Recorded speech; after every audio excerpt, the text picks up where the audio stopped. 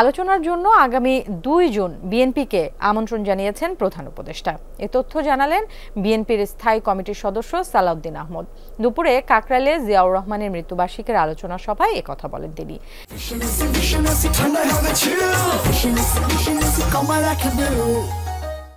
একই সাথে মন্তব্য করেন, ডিসেম্বরের মধ্যে নির্বাচন না হওয়ার কোনো কারণ দেখছে না বিএনপি।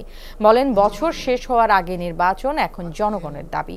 পাশাপাশি তার অভিযোগ, ফ্যাসিবাদ বিরোধী শক্তির মধ্যে ফাটল ধরাতে দেশি বিদেশি ষড়যন্ত্রকারীরা উঠে পড়ে লেগেছে। এ সময় সালাউদ্দিন আহমদ বলেন, নির্বাচনের কথা বললে নারাজ হন প্রধান উপদেষ্টা। সংস্কারের কথা বলে নির্বাচন অযথা বিলম্বিত করা হচ্ছে, এই মন্তব্য করেন তিনি।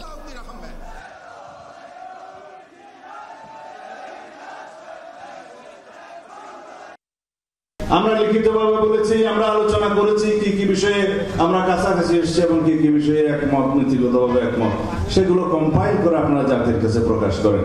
আগামী 2 তারিখ আবার ডেকেছে আমাদের মাননীয় প্রধান উপদেষ্টা। ভাবটা আমরা বুঝছি এরকম, আনুষ্ঠানিকতা আয়োজনের কোনো কমতি নেই, কিন্তু কাজের কোনো খবর নেই।